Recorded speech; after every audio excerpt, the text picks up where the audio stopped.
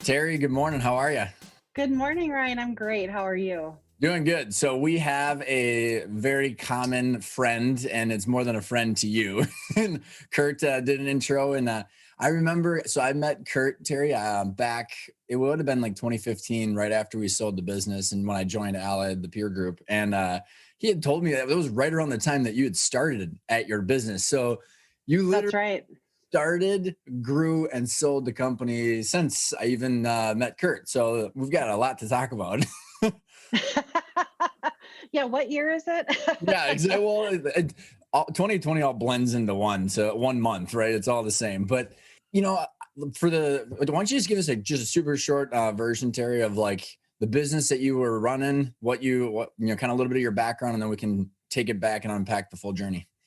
Yeah. So my background, I came up through my career in the discipline of marketing. I've held a number of different, progressive marketing leadership roles. And somehow or other that led me to another startup before the one that we're about to talk about, which was called Brain Hive. And almost my entire career has been in the space of education technology, and leading marketing organizations through that. I was actually leading a company called Brain Hive, which is an online ebook distribution for school libraries from the period of about mid to late 2012 through 2014, early 2015. I was approached by the University of Minnesota. Actually, funny story about that. The University of Minnesota, which, by the way, if you don't know, they have a really robust program for startups out of the Venture Center and the Office for Technology Commercialization. So FastBridge Learning, which is the company that I assumed CEO leadership for in mid-2015, came out of the University of Minnesota. And so a dear friend of mine in the EdTech industry was at one of those, late in the afternoon EdTech meetups that pre-pandemic we used to do. And they were talking about that they were looking for a CEO for this EdTech startup that was really exciting. And she called me on her way home from this meetup and said, Terry, this company and this role has your name written all over it. Every piece of what they're looking for, from go-to-market experience, EdTech, you name it. This has got your name written all over it. And I was like, hey, I'm leading a company. I wasn't really looking. But I called one of the co-founders, Dr. Ted Christ, and just said, hey, this is who I am. I don't know that I'm the person you want to talk to, but I'd love to hear more about, what you're doing. And I might know some folks in the Twin Cities that have experience in ed tech. And so he called me. It was a Saturday. I remember it was a Saturday afternoon. I was in my office, probably working on expense reports or something. And he and I ended up talking on the phone for around 4 hours that afternoon. Wow. And it was one of those experiences, Ryan, where, I had been in the education technology, EdTech space for most of my career. And there's always been this aspect of sort of the promise of technology to make teaching and learning markedly better. And to be real about it, we have yet to see the full promise of technology and education. And frankly, this pandemic has really shown a spotlight on that. No kidding, right? In recent months. Yeah.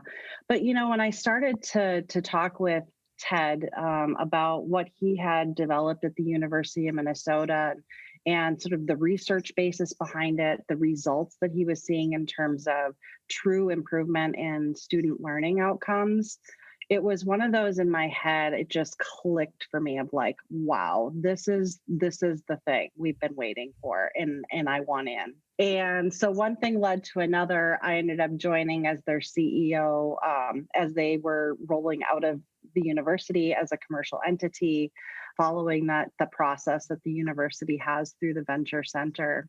And we dove in. So, what we provided at FastBridge was a K-12 formative assessment tool, all developed really funded through research from the U.S. Department of Education. And really the premise of it, Ryan, was that we could put tools in the hands of teachers that allow them to very briefly, with high data integrity and validity, understand where students are at in their learning, identify the risks, point them to the appropriate intervention, and monitor their progress in very short order, understand whether those interventions are actually driving learning growth. Working, right. That whether it's actually working, exactly. And done in a way that's frankly didn't exist in the market prior to that. We're talking about assessments that are, very brief, 1 to 2 minute long assessments, but putting really high quality data in the hands of the teacher. So super excited about it. We rolled out in mid 2015 when I joined. The two co-founders, one joined with me as CTO, and the other stayed at the University of Minnesota to continue the research and innovation. So we had a really interesting model from an R&D perspective where we were continue to be very tightly partnered with the university, Ryan, and that ended up being really sort of our innovation pipeline, which allowed me not to have that overhead of R&D in the business, where we can really focus then on delivery and technology. And so, we enjoyed a very productive and healthy partnership with the university throughout. But it was really fundamental to the company and what we were bringing to market to maintain that true research basis from everything that we brought to market and how we continued to mature the product. And that was a really key component of our growth and our acceptance in the market, was that really strong sort of the face validity, if you will, of what we were doing because of that connection to the University of Minnesota. So many questions, because you're definitely one of the first people that I've interviewed that has spun out of a university and then has had a partnership. So couple questions for the foundation, Terri, is like a couple on ownership, and then also like on the operations and like who your customers were. So let's start with who were the customers? How did you price the product? And then, I mean, you guys were doing millions in revenue, right? I saw some of the publications when I was poking around online. So like you weren't some pre-revenue tech startup. I mean, you had a viable product that was bringing in cash. So kind of curious, maybe talk about like the delivery model and how your customers work. And then we can talk about I'm curious on the funding and the ownership structure as you guys were growing. So maybe who are your customers and how are you finding them? Yeah, the university innovation model, and by the way, there's many research universities across the country have a similar model. The University of Minnesota is probably one of the more mature in the country, and they have a really, really fantastic program. They roll out about 10 to 12 startups a year. Wow. And then they also help researchers developing technologies through licensing, as well as a startup program. So I would encourage folks to take a look at that, because it's something, in the Twin Cities community we can absolutely be proud of. But it's also a very interesting model from a startup entrepreneurship perspective. Oftentimes, academic researchers, they do their work, as did my two partners, truly for the purposes of academic research, without really an intent to commercialize. But every once in a while, something really special comes out of that research that's worthy of commercialization, because you want to get it out into the market space so that it benefits communities, in our case, education. So that's the university model. But one of the interesting and I think huge benefits was when we rolled out, we had a viable product. We went through a small period prior to commercialization where we actually had a contract and continue to with the state of Iowa to deliver reading literacy assessments for the state of Iowa for K-6. Cool. That essentially became the seed money that helped to fund our rollout. It was about $1 million a year contract. Wow, cool. And then we had, in the Twin Cities community, because years of research went into it, we had sort of early adopters who had been participating and using the product for research. Many of the large and mid-sized districts around the greater metro area had already been using FastBridge. So the point of it is we had a product, albeit, developed for research, which will be an important point I'll bring up a little bit later about how we scaled. We had a product, we had early adopter users and customers, we had revenue in our first year. What we didn't have was an infrastructure around the business, right? So a lot of startups have to build the they have an idea, they have a concept, they have to spend a year or two building a product and operating pre-revenue. We didn't have that, but we had no infrastructure, but yet we're delivering product. So things like customer support, operations, payroll, benefits, things like that. A fun story I like to tell is my first week, I was talking with the gentleman who was our head of customer support. And I said, as your new CEO, what can I do to support you and make you successful, to help our customers be successful? And he looked me completely deadpan in the face and said, well, a telephone would be nice. And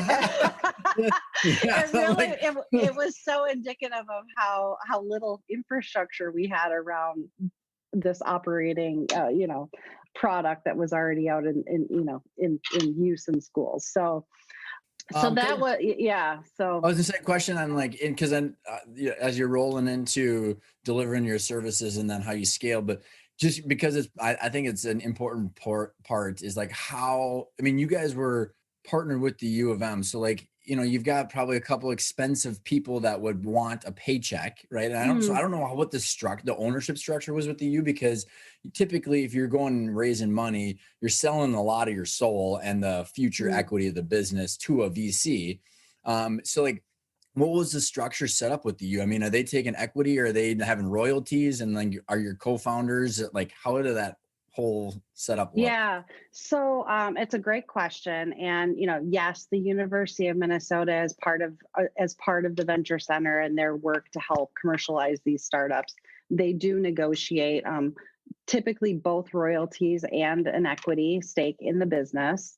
It varies depending on the business, but they did have a small equity stake in the business. The two co-founders and inventors had the largest equity in the business, and then I had a small amount of equity. So there was truly only 4 equity owners. We did not have any VC, private equity, and we were totally bootstrapped.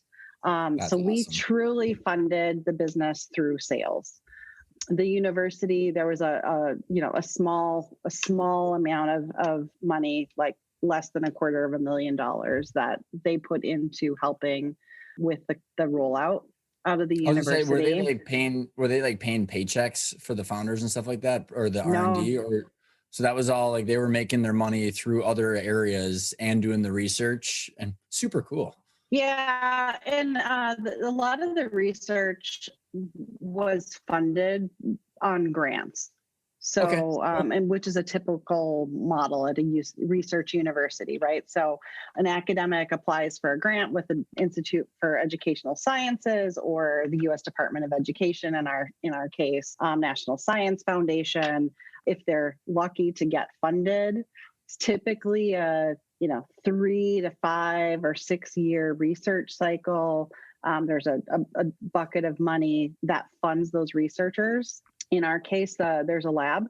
And then the university also, subsidizes that through other types of funding initiatives or whatever at the college level. And so, that is the typical model of how research gets funded. And again, it's not often.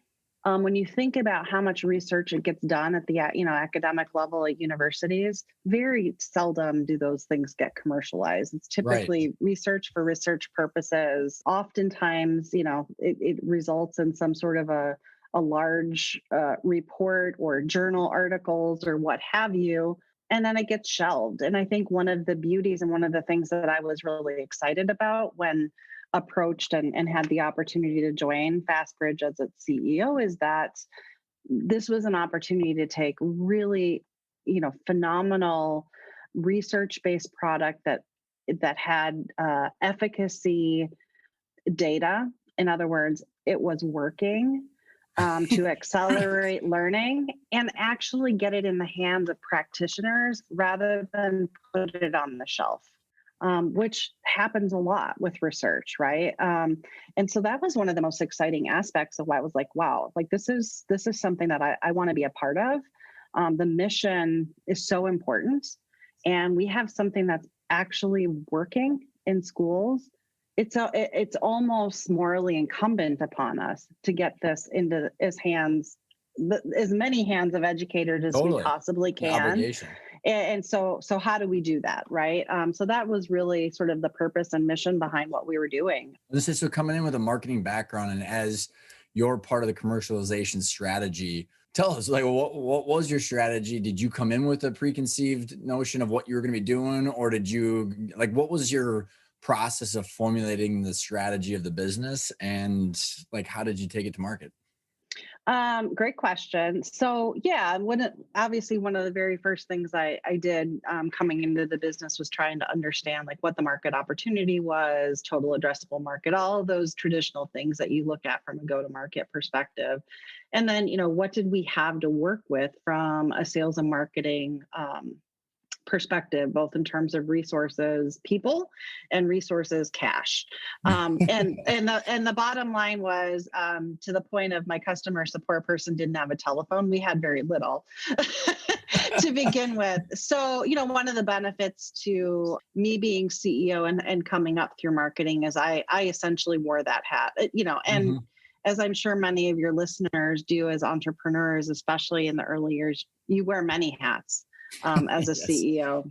And so I did the marketing for those first years. We had one fantastic sales leader that was part of the team at launch that actually came from one of our top competitors. So the great thing about that was he deeply knew the space.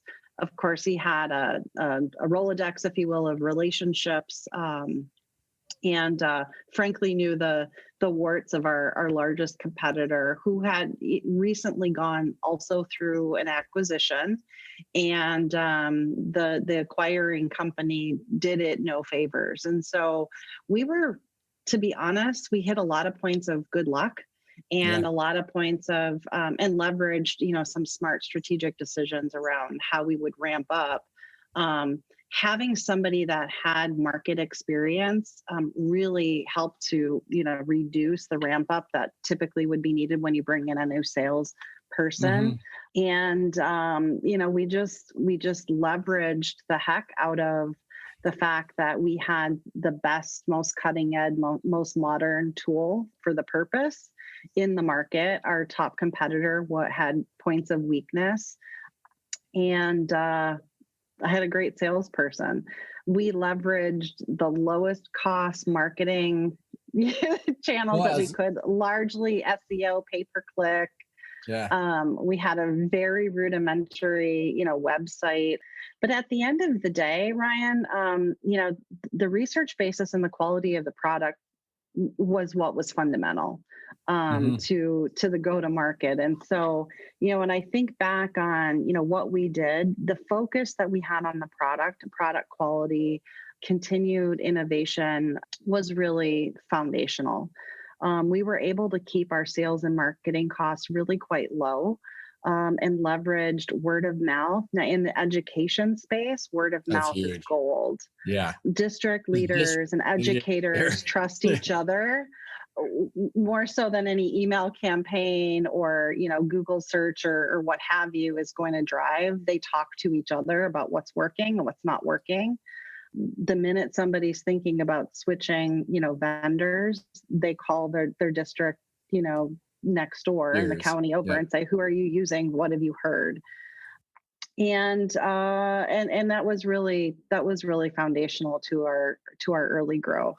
So I'm curious on like the how you guys priced it, and whether was it like subscription based? Was it monthly, annual? And you mentioned, because like couple different paths of this, Terry, is for the listeners is, and however you want to weave this in, is a lot of times listeners or people that have been on the show or first-time entrepreneurs don't understand what's valued in a business until they sell and they're going through due diligence. So like when you're talking about growing, some things that come to mind is like, okay, did you get that $1 million from Iowa up front?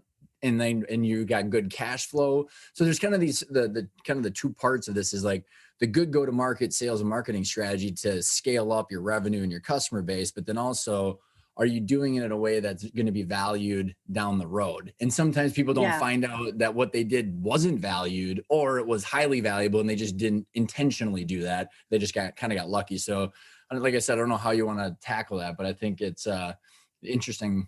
Yeah, what I would share is that we were traditional like software as a service SaaS model, subscription-based licensing. We sold directly to school districts.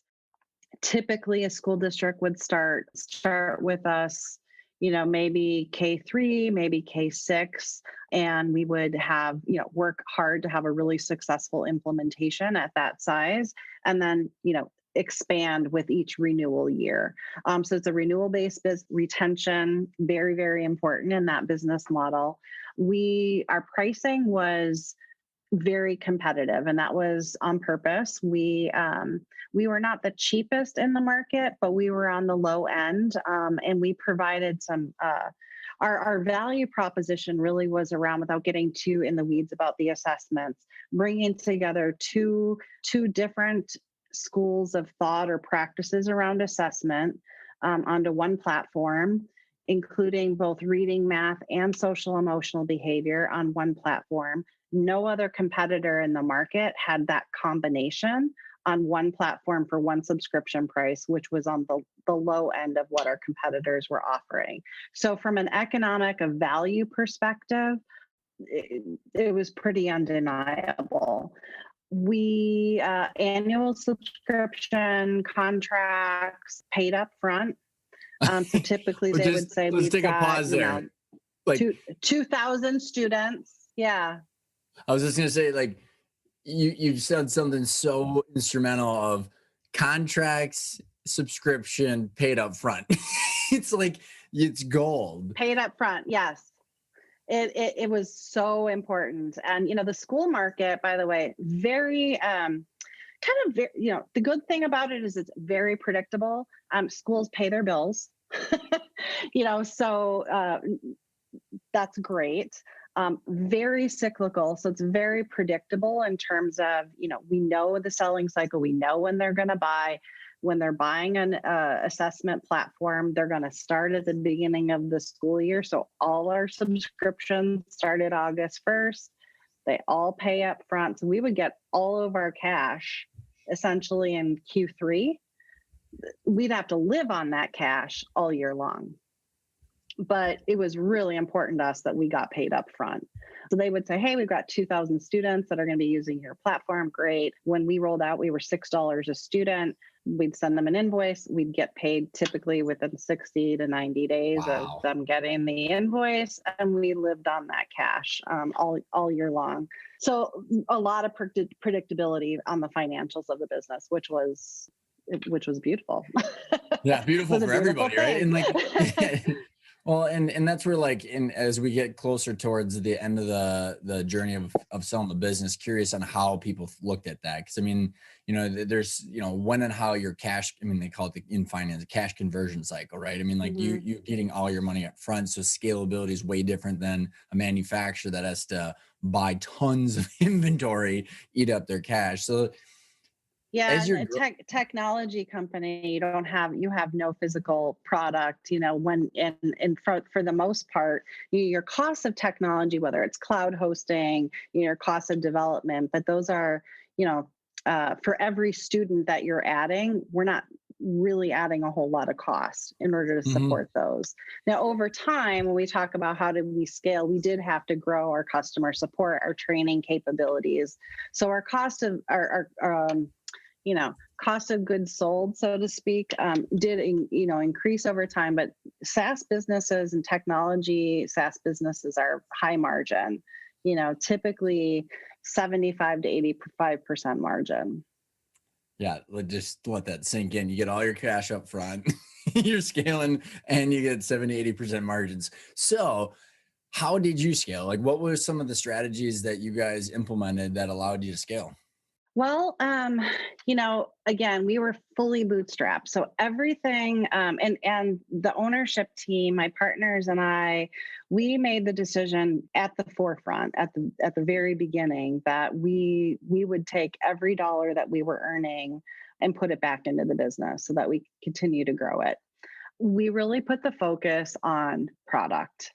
My philosophy there really was that if the product continued to be, exceptional, high quality, not only in terms of the underlying research basis of the assessments, but also the user experience, the technical quality.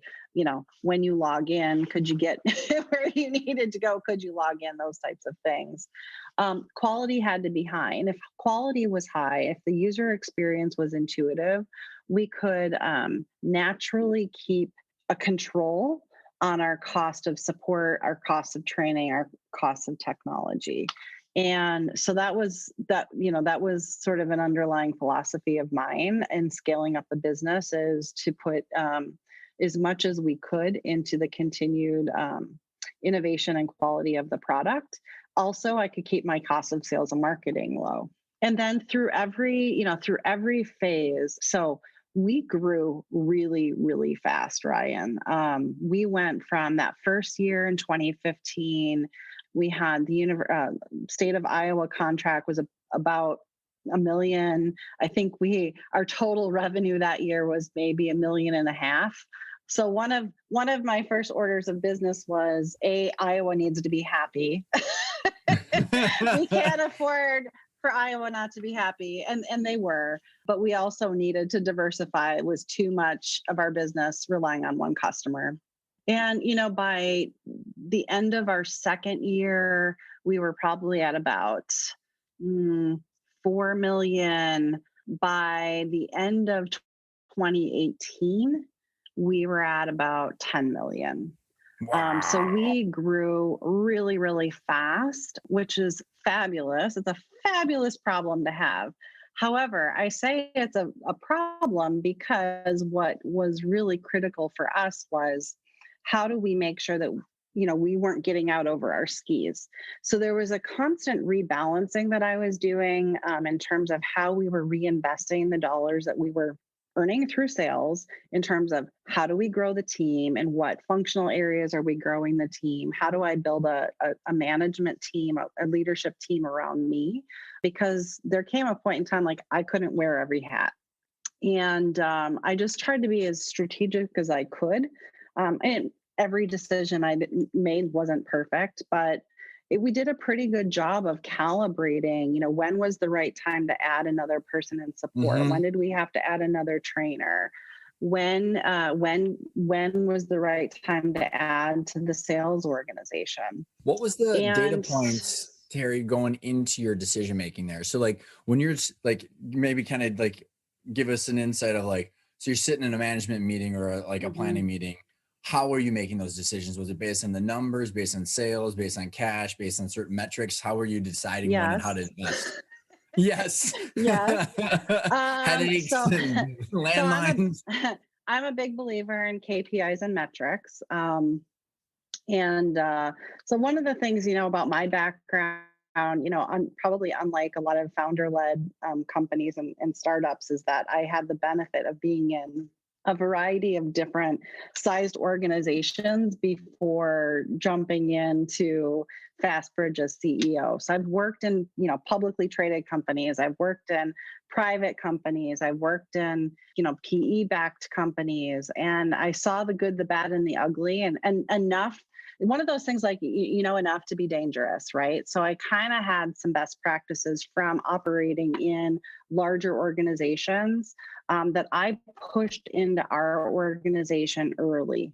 I didn't wait until we were 2, 3, 4 years down the line to put best practices such as strategic planning or driving performance based decision making into the business. Those best practices were something that I paid close attention to early. Kind of really tried to build that into the fabric of what we were doing as a management team as I started to have that around me, and certainly with my business partners. So, in terms of trying to figure out, well, where do we invest? How do we make those decisions? And It came from yeah, go I was ahead. gonna say, like, one question, one maybe additional question to add into your answers is, and this came from what you just described as your background, is I'm super curious, Terry, that there's this shift in people's mindset that happens throughout their business where, like, all of a sudden they're not solving for annual income, which you had already mentioned that you and your founders talked about reinvesting every dollar. There's a big point of conflict and tension where people go, okay, if we're making $500,000 in EBITDA, do we distribute it or not? And then that's right when the conflict starts, because they have no like long-term, like, hey, I want my money or we're going to reinvest it. And if, depending on what kind of company you are, you have to distribute it equally. So you have to get an agreement on how much do you reinvest versus take home. And then are you growing the value of the business? And that's that mindset shift. And you had said that you worked for private equity. So I think kind of laying some groundwork when you're talking about reinvesting. So you're agreeing that you're going to reinvest everything. Are you reinvesting in areas that grow value? Did you have that mindset because of where you came from? Or like, was the U of M planning on liquidating? Like, how did you and where did you get that mindset of this thing will be worth something and what should we do with it? Yeah, we didn't, to be honest, right? We were Very so common. my partners. Yeah, no, I mean, it was there, but it wasn't explicit, I guess, is how I would rephrase my answer. There was really no intention of exiting, and so I'll when you're ready, I'll kind of share a little bit more about how that came to pass at in late 2018, early 2019. But we were operating, like I said, we made the decisions of the equity owners, the partners from the get-go. We did a couple of things. We were very intentional about our mission and purpose, and our values. We set those out. I remember sitting in our teeny tiny conference room in our first office on St. Anthony, Maine, before we talked about anything around really the business. We talked about mission, purpose, and values, and what kind of business that we wanted to build with intent. And that really drove most, if not all, of the decisions that we made about the business. We always came back to mission and values. The second thing was we made the decision very early that we would take no distributions. I had a salary. My partner, who was the CTO, had a salary. The partner who was at the university is a full-time tenured professor at the university. He was not taking a salary out of the business. Oh, and we were paying a small royalty to the university based on sales. So we were in a position where we could keep everything that we were making in the business and reinvest it, whether it was in growing our cloud technology platform, investing in new feature functionality, growing our support and training capabilities, growing our sales and marketing, what have you. So those were things that we decided very early on. And we also said, probably not immediately, but like within the first year, the partners and I would get together occasionally and have conversations around like, well, what would be your magic number? If we were ever to sell this thing, what would the number have to be to make it even interesting? And at the time when we were having those conversations, the number seemed so large that it was so far out into the future, almost to not even be a distraction to us. And what we were all, again, kind of came back to the mission. What we aimed to do was to get this product into as many teachers' hands as we possibly could. And as long as we were doing that successfully, as long as we were having fun, we intended to keep doing that for a really long time. And so we weren't really concerned with what was the valuation of the business or how were we, you know, thinking about scaling and through the lens of how do we make this the most valuable from an investor perspective. That really wasn't driving us. It was all about the mission. I love it. And so for the listeners, Terri, as we continue to unfold this story, what I find so intriguing is that the really so I'm a big fan of conscious capitalism and doing good and having a good, valuable business that the market values. Therefore, you generate income and cash flow because the market values it. So like as you're reinvesting and you guys are scaling the business, and your magic number probably came a little bit more realistic would be my guess. And there's this concept is, you're piling because the mission is so fun. You're having fun. So there's three things. Sorry, I'm going all over the place. Three things that we have kind of That's identified okay. that entrepreneurs love: making money, having a lot of fun, and making an impact. And the moment that one of those three things starts to wobble, not having as much fun, then you start to go, what do I do about this? Right. Or there's a out of the blue offer Mm. that slams you in front of the face that shakes your whole kind of plan. So I'm kind of curious, as you're going through that, where if some of those things started to wow, would you guys not start to not have as much fun, or was the impact, you're hitting some ceilings? Where in that process did all of a sudden you go, hey, what's the next stage with this business? Yeah. We knew all along that we were having an impact. We never wavered on that. And the market was telling us we were having an impact both explicitly and implicitly through the growth that we were having in implementations and Right. sales. And we could continue to see the number of students that were, logging in, who were taking the assessments. We could see the learning growth happening. And so there was a tremendous amount of gratification in it. And not only for the partners, but for our team members. Over the course of the trajectory of the business, we started when we rolled out, there was about, I think, six of us, including two, myself and the CTO. And by the time we did exit, there was 65. Whoa. And mission and purpose and having impact, fundamentally important to every single team member at FastBridge. Tell me an example or a story where, because you sounds obviously, if that was number one, was mission, impact, and vision, where in the product R&D people or even the buyers, and we can probably touch on that in a little bit, but where you had to make a hard decision because it didn't align with your mission and vision and values? Mm. I don't know that I can come up with an example of that. That's a good thing then, right? Yeah, I mean, honestly, we every decision we made started with mission, vision, and values. So there wasn't like any and honestly, it's just interesting because I've seen it in the past where someone had to shortcut their product or R&D or people they hired because they needed to or they wanted to for ease, but then all of a sudden you're kind of shortchanging some of the things that you're doing on the outside. Doesn't mean that you did it. I was just kind of curious because I think Yeah, there's we really didn't.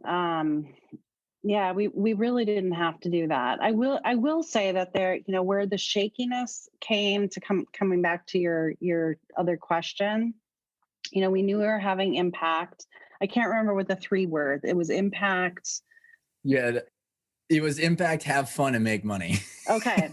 Yes. So, the business was making money. Again, we all decided we weren't going to take any dividends or, out of the business. We were putting it back in.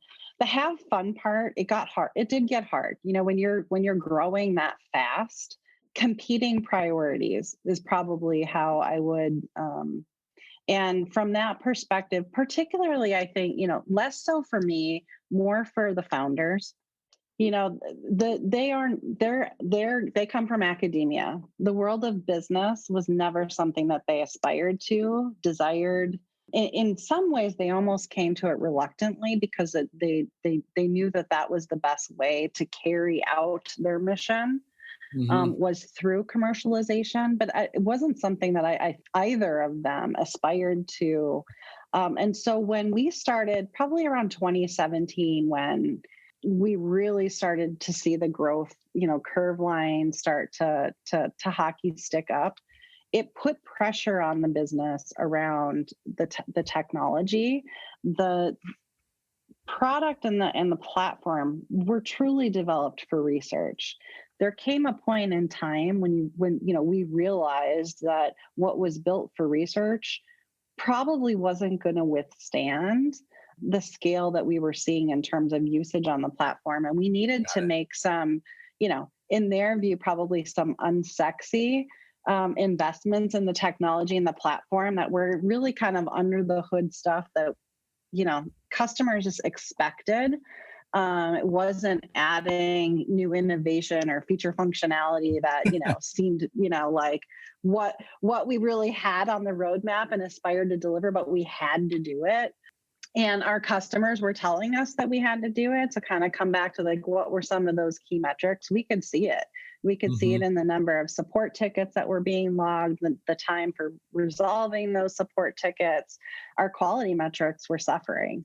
And so we absolutely had to make those investments to continue scaling the business. And if we didn't make the investments, we weren't going to be able to continue on the growth trajectory, which was antithetical to our mission. So those were sort of the points in time where, those were hard decisions. And it made it less fun because we were having to take some of those, cherished dollars to reinvest and put it in places that it's sort of like, when you own a home and you have to replace the roof, nobody wants to spend their money replacing the roof. They'd rather remodel the kitchen, right? We had to replace the roof. Great analogy. Yeah, exactly. So yeah, or like your septic. I mean, like you're gonna have to put 30 grand into your septic so you can go to the bathroom, but it's not a master bath. Yeah, exactly. I love it. So So those were a couple points in time where it felt a little less fun, particularly for the inventors. So like, how did you guys have those conversations? And then what did you use, or what resources or advice did you use to make progress and change the direction? Or like, how did that all unfold? We would have regular sort of offsite strategy meetings, the partners and I. Typically they'd be all day long, and typically, sometimes, often, most of the times we would laugh. Every once in a while there'd be tears. Every once in a while there would be some arguments. But at the end of the day, we always worked really hard to stay very aligned.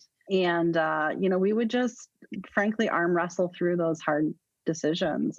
It wasn't equal in terms of equity ownership. The two co-founders, and one of the co-founders had the majority interest. So at the end of the day, he sort of had the final veto authority, if you will, because he just had, the share of ownership. But we didn't really operate that way. We made sure that we were, very aligned. The University of Minnesota, by the way, as a rule with their startups, they don't tend to take any sort of a voting position. They act in an advisory capacity, but they don't take a voting position. So it really came down to myself and the two co-founder inventors having a great working relationship. And staying very aligned. So how did you? Some days were easier than others, for sure. And the interesting thing for me is that as the business person, my two partners, again, they didn't aspire to a commercial entity or to be in business.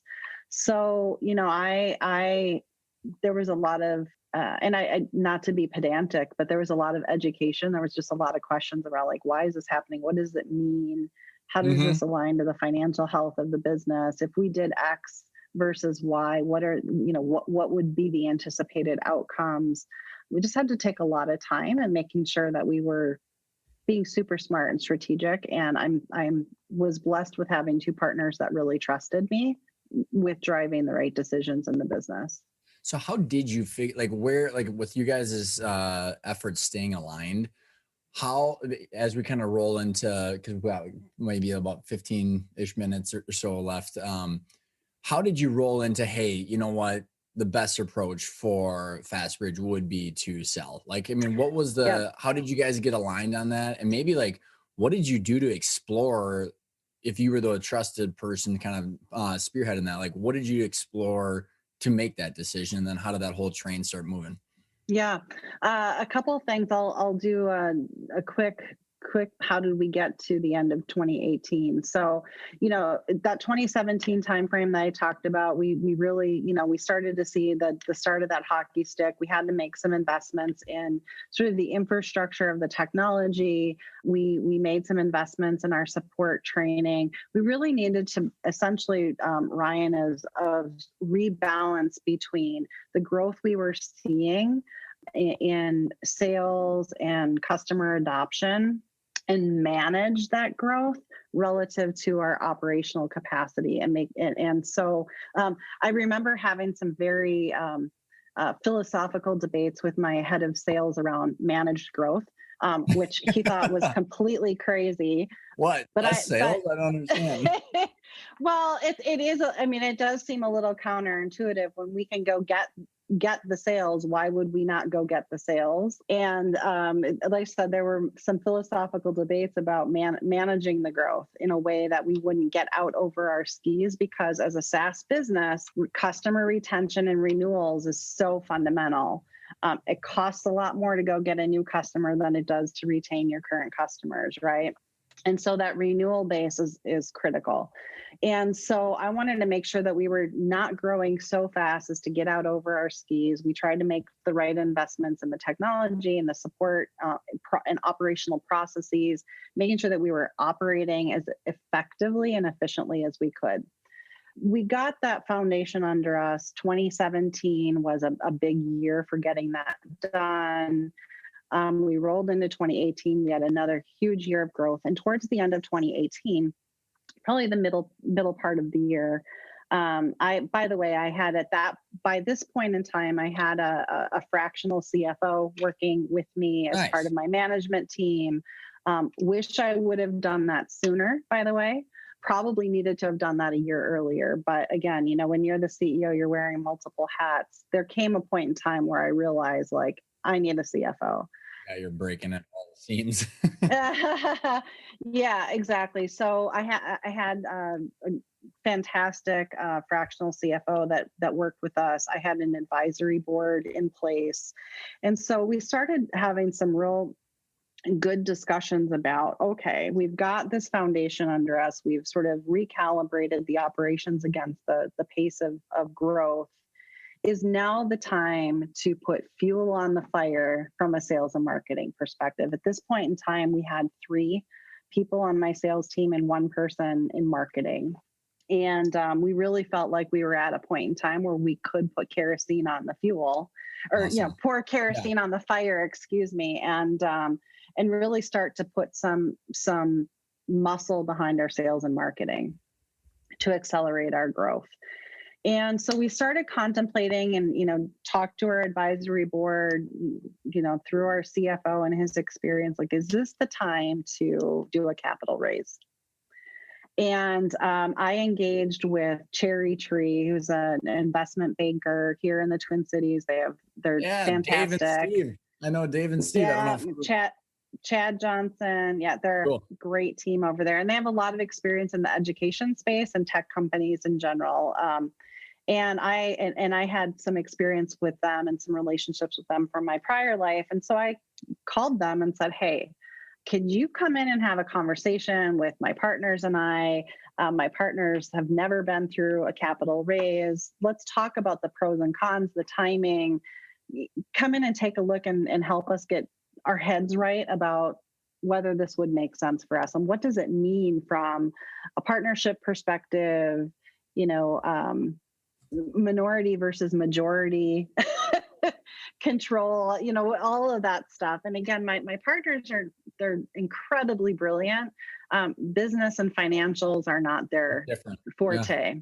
So that ended up being a real important relationship and helped us, kind of guide some of those decisions, as well as really leverage my advisory board. And that's definitely something, again, when I think back, what I wish I would have had that advisory board in place a year or 2 even earlier, because they were just a fantastic group of business leaders that had sort of been there, done that. Great sounding board for me, but as well as, kind of had that impartial viewpoint. Mm-hmm. in looking at impartially at our business and saying, well, you might think about X, Y, or Z.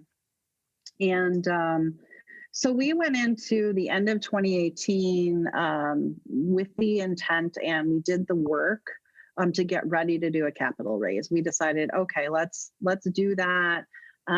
We worked through about how much would we want to raise. Would we take a minority or a majority interest? What would that do in terms of kind of the culture of our leadership team and the ownership structure? Got our heads around that. We're a nanosecond away from sending out the book, so to speak. Yeah. And the first week of January, we received two kind of unsolicited preemptive offers. Oh, you had those before you took it to market? Before we sent the book out. Yeah. And they came from Illuminate Education, who we ultimately did sell the company to. They came from, and they came to us with two offers. One was for a minority investment in the business, and the second was for a full acquisition, cash acquisition of Wow. the company. And at first, it really threw us for a loop. It was sort of like this, well, wait, we didn't ask for this, and this is outside of our process, and we have no intention of selling the company. And it really kind of threw us for a loop. And Cherry Tree and our CFO said, you really should take a second look at this. This is a really good offer. Like, before you dismiss it because it's outside a process, let's take a look at this offer. And, what does it hurt? Let's have a conversation. You're not obligated to do anything, just to have the conversation. And so we did. So Terri, in that situation, what I find interesting is so a lot of people I have interviewed or talked to on a daily basis, they get the out of the blue offer, but they didn't. It's like you were almost mentally and kind of operationally getting ready for it. So you were able to, I don't know if you slotted it right into your process or how that worked, but what would have happened if you would have gotten that out of the blue offer before meeting with Cherry Tree?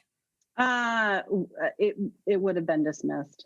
Would you have had any way to calibrate whether it was good, not good, terms, conditions?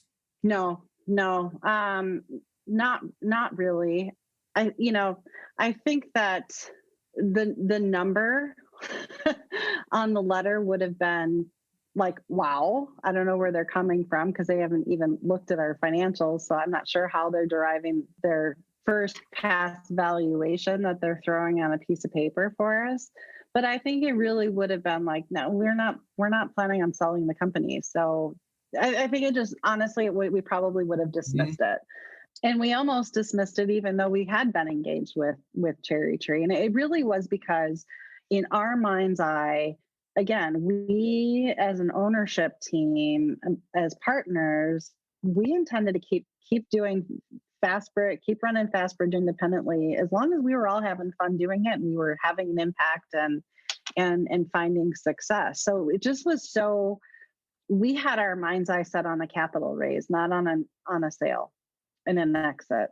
But when we really started digging in, like I said, they came to us with two offers. One was for a minority investment.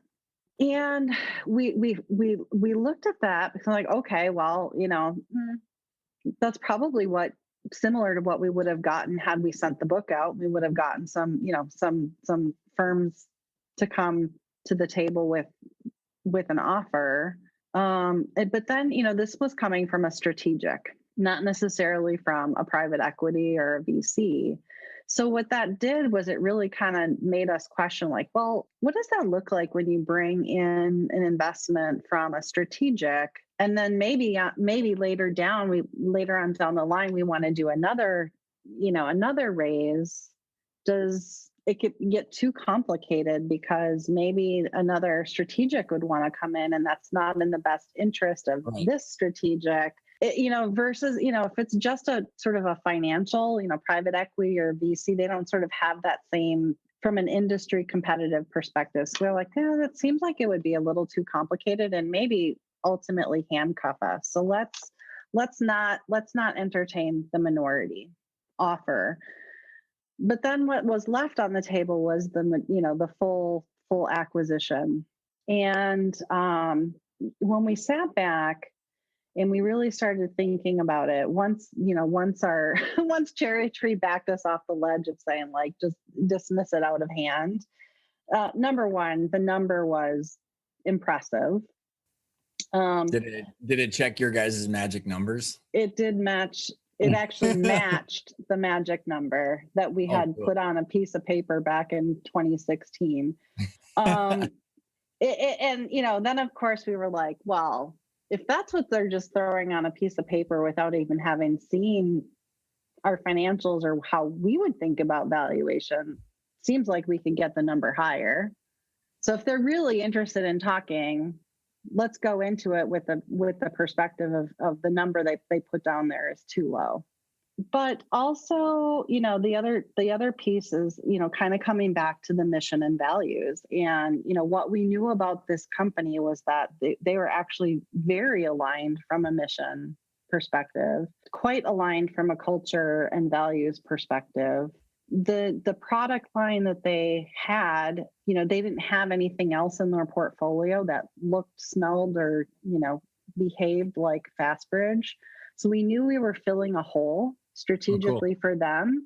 And also that they weren't buying us, oftentimes companies will get required to take a competitor out of play. It was important to us, if we were going to entertain a strategic buyer, that they weren't going to take us out of play, that they were going to actually, in fact, help us continue our mission.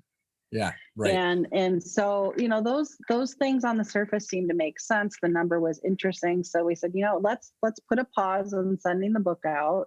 And we'll go into the 90-day, period. We'll explore this. And, long story short, 6 months later, we ended up executing the sale to Illuminate Education, and it was a full cash sale. Each of us owners did roll up a small amount of equity into the Illuminate organization, so we continue to have some skin in the game. Are they private equity backed, or are they what's the ownership structure? Okay, so you are private equity backed. It's interesting because, even in the world of strategics these days, the chances that someone is private equity backed behind the strategic is even higher because of the money flowing around. Yeah. I'm curious. Yeah. Terri, did you entertain any more offers to compare mission, vision, values of different buyers and terms, conditions, pricing?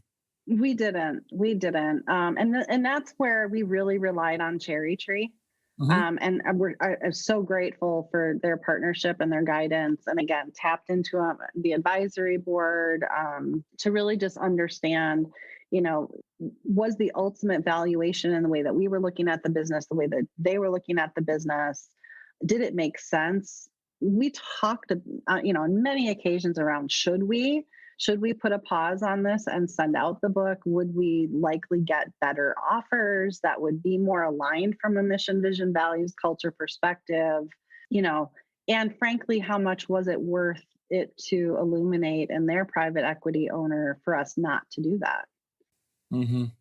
We also, at every step of the way, were fully prepared to walk away. That is so huge. I don't know if you've got a way to describe the power that gave you. So because where you're kind of leading up to here, at this moment in your story, is that you have choices. And that's all mm-hmm. I want for our listeners is you have choices. You've got the data. So you've got Cherry Tree. They're the ones helping you, whether you should take it to market or not, or just vet this out. So you've got some education, you got choices, and mm-hmm.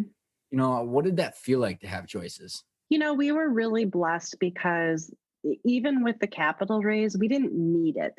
The business wasn't reliant upon us getting a cash infusion in order for us to keep operating. We could have kept operating exactly how we were, and probably would have kept a really healthy, double-digit growth trajectory without it. The intention of the capital raise was just to add fuel to the fire.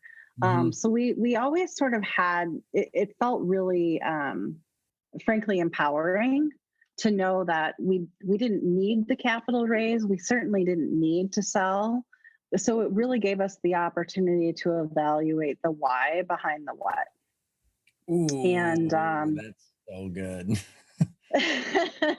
And really, kind of coming back to, is it aligned? And the very first conversations that we had as a partnership team in those early days of 2015 about what were we intending for the business? What kind of business were we trying to build? And would our mission be in the best hands of Illuminate if we sold? And if at any point in time, any of the partners, and that was the other thing too, we agreed, if any single one of us, regardless of our equity position, felt like it wasn't the right decision, we each had the power to raise our hand and say, no, let's take a pause. So it felt very empowering, and choice, having the choice of not having to do it is huge. So, like with the creatives, Terry, it's like, there's a lot of other people that the mission becomes so important that, and then it's like, how do you compare your mission, the alignment with the buyer and the money, right? Because, what happens is if people don't understand all the complexities of deal structures, valuation, net proceeds, how much you're going to actually walk away with, you get focused on that magic number and you might not understand. You're focused on in due diligence on the number and not necessarily doing the due diligence on the mission and vision of what that buyer is going to do with your company. So like, how did you guys have that discussion, and what did you do to make sure that Illuminate was like actually going to hold true to what they said? Because there was this one woman that was on my show where she sold and she actually got the company back because the buyer didn't do what they said with the business. So like, yeah, was there anything that you, Cherry Tree, your team did to make sure that they were truly like the integrity behind their vision of the business? Yeah, no, that's a great question. And, there's never any guarantees. When you sell the business, you don't own it anymore. So, the buyer can tell you everything that you want to hear. There's no guarantees that they're going to follow through on it. So, I would say it's a do your due diligence. Yeah. And we did. Now, part of our deal structure is that we did roll some equity, a small amount of equity back up into Illuminate. And in us agreeing to that as part of the deal structure, we sort of did a mutual due diligence. So what we asked of Illuminate, and they agreed to, was to kind of do a mutual share out. So we asked for things like their strategic plan. We asked for their financials. We asked to see, their go-to-market, their vision. How did they intend to integrate FastBridge into their portfolio? Super cool. Yeah, so we sort of did a mutual, I guess I would call it mutual due diligence, to try and vet some of that out. I, as CEO, asked to talk with other former CEOs of companies that they had acquired, and they gave me the permission and the contacts to be able to do that. So I asked those other CEOs really pointed questions. Did they follow through? What has been the culture? How have your former employees felt about the company? The thing about the education space, it's a pretty small. It's a little, it's people know each other. They tend to stay in the industry a long time. So you kind of get to know too, like the real, you can suss out, what's real, what's not real. I also had tremendous respect and for their CEO, and through the entire process, I felt a real true genuineness coming from her about how she felt about FastBridge. So a lot of it is trust. And at the end of the day, you do have to sort of realize that they can do with your baby whatever they want. But we tried just to do that, leverage the fact that we were putting equity into the business, back into their business to do, some formal due diligence, as well as, kind of good old fashioned references and relationship. So a couple questions on is like this, as you're transacting, what was the conversation with you and your partners that you said, okay, hey, this feels right? And then was there anything that your board of advisors or Cherry Tree or anybody said that just solidified the deal where you guys are like, okay, this is it? I would say it wasn't really that clean or easy. You know, What? Selling a business is messy? uh, the minute lawyers get involved, it gets messy. No disrespect to the attorneys that we worked with, but yeah, it's complicated. You talked about a lot of the terms and conditions, and when the first draft of the purchase agreement came through, and it was 90 pages of legalese, it got real, right? And we really had to rely on obviously the expertise of our attorneys, the expertise of Cherry Tree, because in all frankness, none of us, university aside, but the three main partners, none of us had been through this experience before. Mm-hmm. And so really strongly relied on trusted partners to advise us. And, one of the things I would say about Cherry Tree is that they were incredibly patient. And I would, advise any of my peers in the community who are going through this with their business, like, make sure the people that you are engaging in this process, you trust them and that they are acting in your best interest. Everybody, when you're going through this kind of a transaction, everybody that's engaged stands to make money.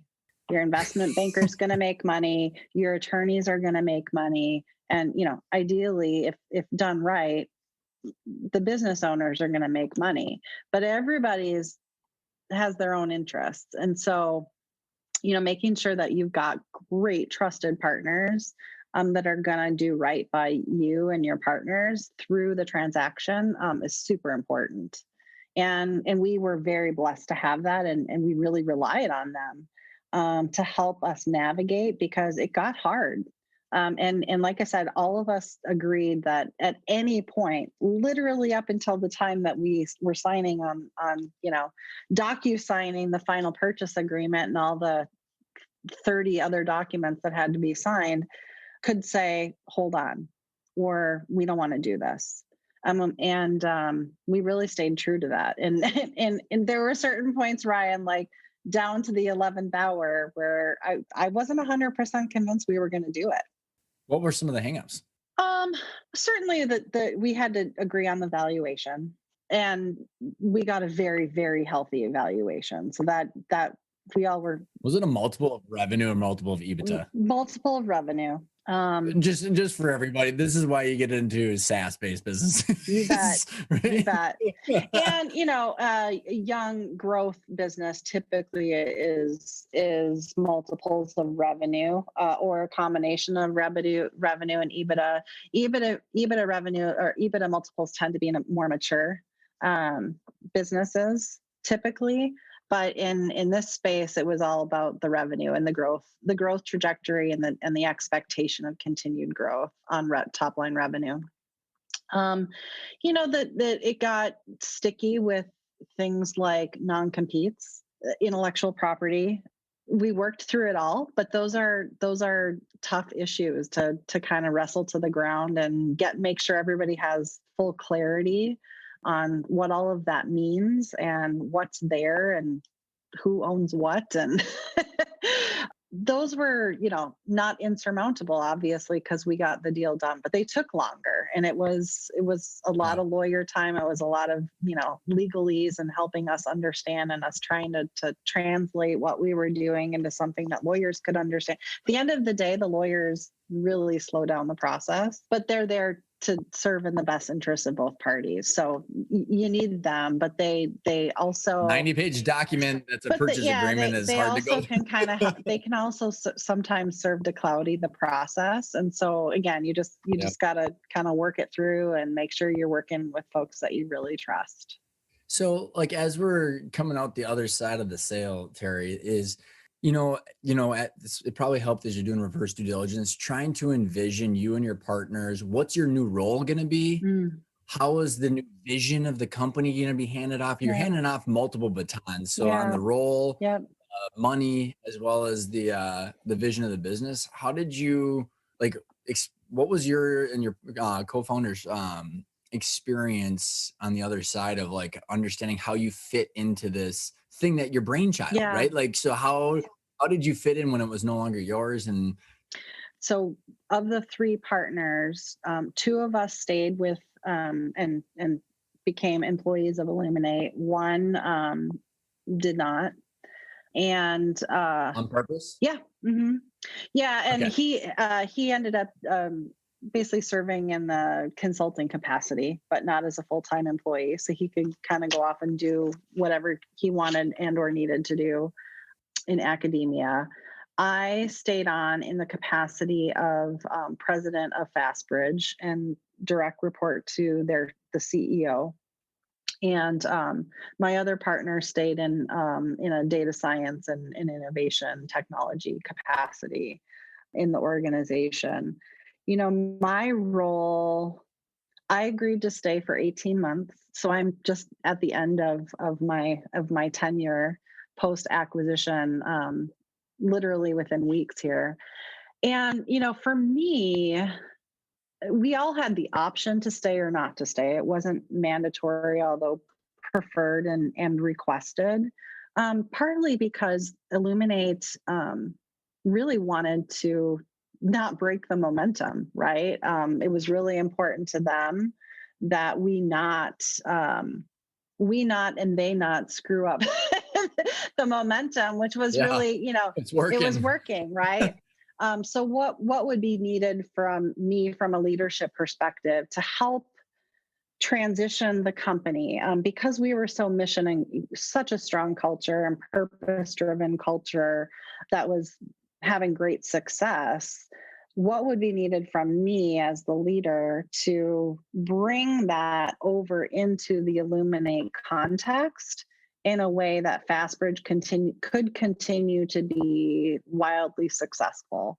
You know, oftentimes in the year of an acquisition, things get wobbly. You might see from distraction or whatever. We were actually able to continue and actually hit and exceeded what we had projected from a sales and profitability perspective, even through the acquisition and into the end of 2019. But that was because Illuminate really trusted us to kind of just keep operating for the most part, especially in the early months, because by the way, we closed the acquisition at the end of June. July 1st is the changeover in the fiscal year for school budgets. We were right in the thick of our, the height of our selling season, our renewals, new business, what have you, implementations. We needed to get that done and get it done really successfully. So I was brought in that role to ensure FastBridge would continue to be wildly successful and to lead the integration, which we tried to take the approach of doing the integration in as natural a way as we possibly could. In other words, we didn't force fit anything at any one point in time. And Illuminate was actually really very, very generous in terms of not mandating like, okay, by September 1st, you're going to be on our accounting system. So we really... Yeah. we evaluated each piece and part as it made sense and did. And we ultimately finished the bulk of the integration by, I would say, within 9 months of the sale. And then, of course, that was, let's call it February. And then COVID happened. And the entire school market, I know you said you don't have school-age children, but if you'll remember, come March or so, middle of March, schools across the country just shuttered. Kids went home and educators had to figure out in about a 2-week period of time how to do remote learning. And as it happens, just about the time that we were finishing up the FastBridge acquisition and the pandemic happened, it really put us into sort of a crisis management mode. And so I was fortunate to be in the role that I was because I could really help the organization figure out, well, how do you leverage now the FastBridge platform and our value proposition to really help, really help in a way that FastBridge is really uniquely positioned to do. And that's really been the last 6 months, and worked with the leadership team to develop a 3-year strategic plan for the organization. So I feel like I've been able to really add a lot of value, and it's been a little bit of a a more gradual letting go of my baby. Well, So there's a couple parts that that I think are so important of what I've seen. I can just tell by talking to you that you're happy about this, and I might be wrong. You can interrupt me or say no, but there's people that have you said that you were valued and you got to help build their strategic plan. What I see a lot of times, Terry, where someone transitions their baby, and even if they align with the mission and values of the acquirer, all of a sudden they're not valued as much, and it just is hurtful. Even though you could be worth millions and millions of dollars, you just want to have input in what's going on, and if they don't value it, it's hard to quantify what that feels like. it's true. I mean, and I would be lying if I didn't say that there were days where I didn't feel like Charlie Brown's teacher, where the want in the background. But it was a rare exception.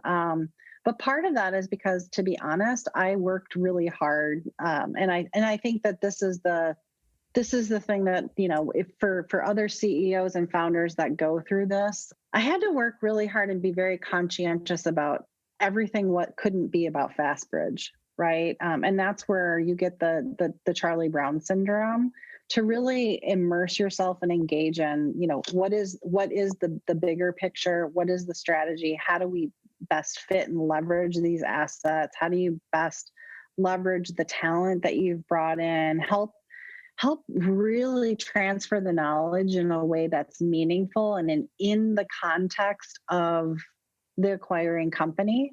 If you can do that, then people value what you're bringing to the table, versus you're kind of set to the side or marginalized because all you want to talk about is the company that you built. You have to really balance So that. true. You really very good. do. So to the extent that and any of your listeners have this experience, that would be my one piece of advice. And it wasn't easy. There were days where I was like, oh my gosh, they really don't understand what they have here. They're really not understanding if they do X, Y, and Z, it's going to have this impact over here. But like I said, that was the rare exception. And when that did happen, I was able to leverage the relationships. And that's the other thing, is be proactive in building new relationships with your new peers in the organization, so that you can leverage those trusted relationships when you need to. When you see the locomotive heading for the brick wall, you can say, hey, I see this happening, and let's talk about what this means and how can I help.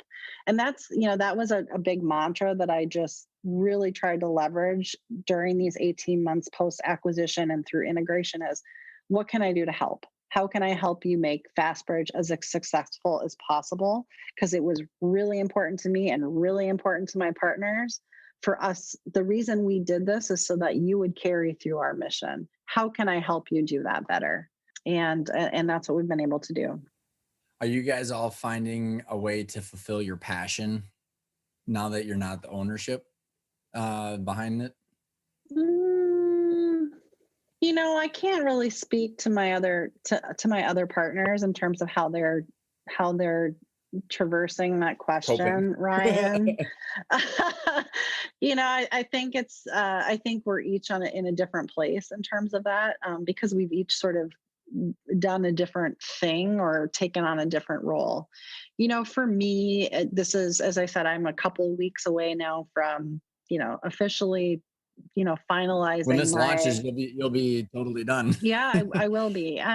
But I feel a sense of satisfaction, true satisfaction that we achieved what we set out to do. I'm not leaving the organization with any major regrets nor concerns, which I think is a testament to the hard work that we did for the last 18 months, and very excited to have the opportunity in the future to do this again for another education company. Because as I said at the beginning, if this pandemic has done nothing relative to the education, K-12 education, it has shown a huge spotlight that we have so much more work to do. And Mm-hmm. whether it's issues of equitable learning, access to equity, racial issues in education, just supportive teachers. Tons. I mean, there's so much work to do and opportunity to have greater impact. And so for me, I kind of look at this as an opportunity to like, okay, I did that. It was a great success.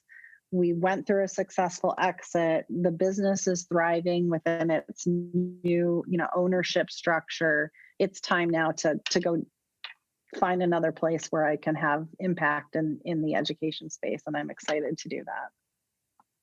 So this is awesome as we're like two kind of final questions, Terri, is that so as you go off whatever is next, or if you're thinking about the listeners that are tuning in, you and I are part of CEO peer groups and not everybody's gone through an exit, right? So I've been looking for ways to articulate this for 7 years now, Terri, is like, it's like building with the end in mind. It's not about selling, but it's about having options. Like, how are you going to do it differently? And then how do you speak to your peers who, like, let's say I'm looking at you and we're in a peer group and you're like, I'm not planning on selling. Like, what do you say to people about this to get it across about doing it with the end in mind and having options? Like how are you going to do it differently? And then what would you say to those people? Yeah, I would say to those folks of you can plan to not sell, but be intentional about it. And that was one of the things that with my partners and I think I mentioned we would, on a pretty regular basis, we'd go off and have our, ownership partner retreats. And probably not in the first year in 2015, but by 2016, when we sat down, I said, hey, we need to talk about what does an exit look like? And the answer for us was, well, here's our magic number, but we don't intend to sell. We want to keep doing this as long as we're having fun. But let's talk about it again in a year. And then we came back a year later and said, is this still our number? Are we still having fun? Do we think any differently about a potential exit and when we might want to entertain that? We just kept coming back to it. So even though we were intentional about saying that we hadn't planned to exit, we talked about it proactively. And I would encourage founders and business leaders to do that and be really intentional about your intentions. But also know you can change them anytime. You can always change your mind. Right? Like market conditions change, economic conditions change, your personal, influences change. Be flexible, but be intentional about it. So that's the last question. What does that word mean to you? What's intentional mean? Intentional to me is have a plan, work the plan. And enough said, drop the mic. Yeah, have a plan, work the plan. What's the best place for the listeners to get in touch with you, follow you, find more information? Well, I have a website, terri@terrisoutor.com. I'm an occasional blogger. One of the things I'll be doing during my little sabbatical here is trying to spend more time blogging and just really kind of sharing my philosophies around leadership and entrepreneurism and LinkedIn. And I'm, happy to hear from folks. And I have some time on my hands until I jump into my next CEO gig. So if anybody does want to be in touch, I'm happy to share my story. Terri, thanks so much for coming on the show. I had a blast. Thank you for having me, Ryan. This has been really fun.